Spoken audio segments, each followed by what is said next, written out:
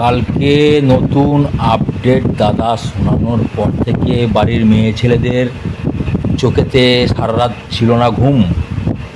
সকাল না হতে হতে হুলুস তুলুস খবর, অনলাইন দোকানে ভিড়, টাকা ঢুকেছে কি ঢোকেনি, যার জন্য সবাই অনলাইন দোকানে নিজের অ্যাকাউন্ট চেক করতে ভিড় করেছে।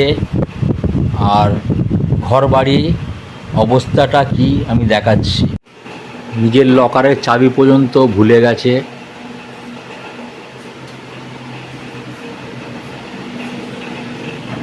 রান্না চাপিয়ে বন্ধ করে চলে গেছে, দরজা খোলা।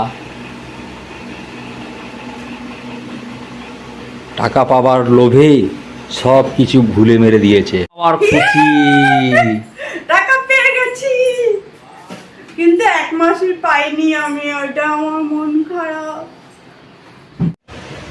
সারা জীবন খাটতে খাটতে গাঁড় ফেটে গেল, এত খুশি কিন্তু স্বামীদের টাকা পেয়েও কিন্তু খুশি হলো না। দেখো, হারামের 3,000 টাকা পেয়ে কত খুশি। এ খুশি বেশি দিনের জন্য নয়, 2-1 দিন, তারপর যাই ফকিরনি সেই ফকিরনি থেকে যাবে।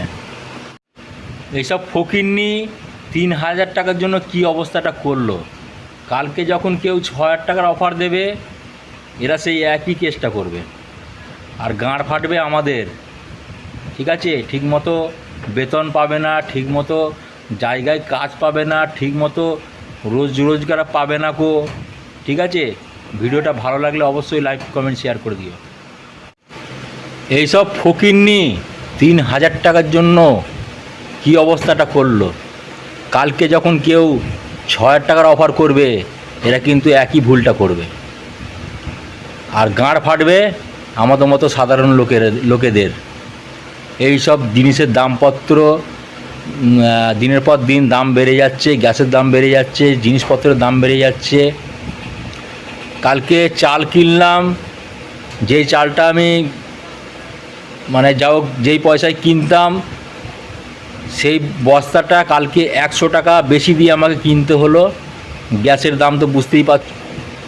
এসব ফকিরনিরা ভাবে যে টাকাগুলো সরকারের ঘর থেকে আসছে, সরকারের ঘর থেকে আসছে আমাদের গাঁড় ফাটা পয়সা, আমাদের গাঁড় মেরে তারপরে সেই পয়সাটা রিফাইন করে তোমাদের কাছে আসছে। আজকে ফোনপে ওয়ালেট রিচার্জ করতে বলছে, তোমার ব্যাঙ্কে অ্যাকাউন্টে টাকা রয়েছে, তোমার ওয়ালেট রিচার্জ করতে বলছে। এরকম অনেক চাপ এসে গেছে।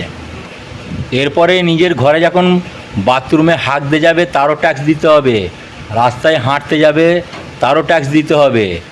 ঠিক আছে, দিনের পর দিন নতুন নতুন আইন বেরোতেই চলেছে। ঠিক আছে, সাধারণ মানুষের অবস্থা কি হবে একটু দেখে নিও। ভিডিওটা ভালো লাগলে অবশ্যই লাইক কমেন্ট শেয়ার করে দিও বন্ধুরা।